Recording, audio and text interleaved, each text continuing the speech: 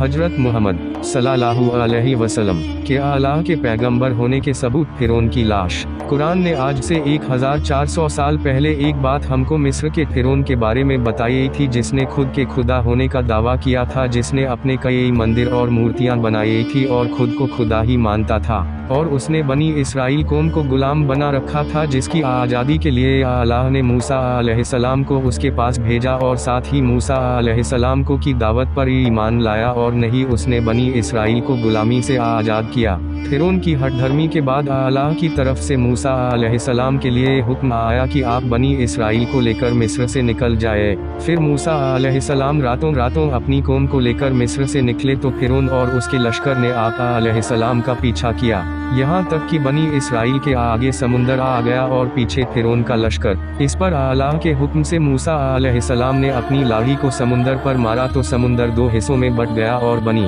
Israel उससे गुजरकर समुंदर के पार पहुंच गई। और जब फिरौन के लश्कर ने समुंदर से गुजरना चाहा तो अल्लाह ने समुंदर के पानी में फिरौन और उसके लश्कर को डुबोकर मार दिया।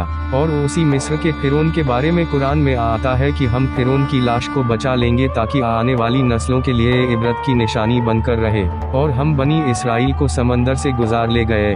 फिर फिरौन और उसका लश्कर जुल्म और ज्यादती के मकसद से उनके पीछे चले, यहाँ तक कि जब फिरौन डूबने लगा तो बोल उठा, मैंने मान लिया कि हकीकी खुदा उसके सिवा कोई नहीं है जिस पर बनी इसराइली ईमान लाए, और मैं भी फरमाबरदारी में सिर झुका देने वालों में से हूँ। कुरान 10:90। जवाब दिया गया, अब ईमान लाता है, हालांकि इससे पहले तक तू नाफरमानी करता रहा और बिगाड़ पैदा करने वालों में से था।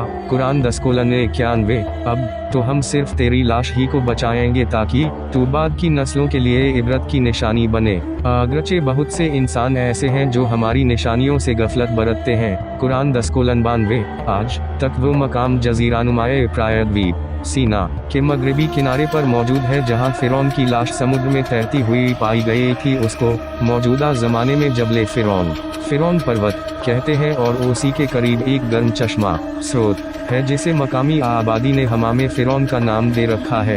ये अबू जमीमा से कुछ मील ऊपर उत्तर की तरफ है और इलाके के लोग ऐसी जगह की निशानदेही करते हैं कि फिरौन की लाश यहाँ पड़ी हुई मिली थी।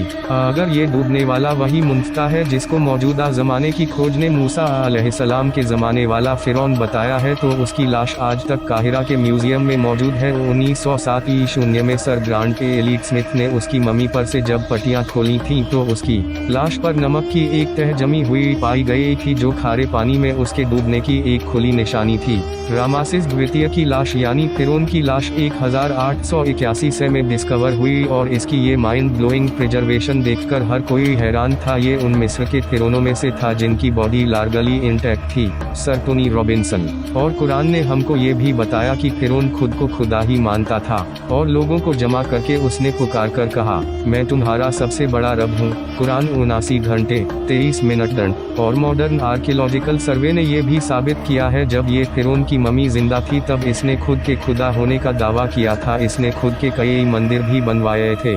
Colin Manassa, Yale University, Wakteh El Sedik, Egyptian Egyptologist. जिस समय ये कुरान ने बताया था कि फिरौन की लाश को बचा लिया जाएगा, उस समय दुनिया में किसी को भी नहीं पता था कि फिरौन की लाश बची भी है या नहीं। अगर फिरौन की लाश सुरक्षित है तो कहाँ है? ऐसे में 1881 में फिरौन की लाश का मिलना और आज तक उसका म्यूजियम में रखा होना एक ही बात साबित करता है कि ये कुरान कोई इंसान लिख ही नहीं सकता। जरा सोचें कि ये बात मोहम्मद सल्लल्लाहु अलैहि वसल्लम को किसने बताई कि फिरौन की लाश को बचा लिया जाएगा, और वो लाश हमको मिल भी जाती है।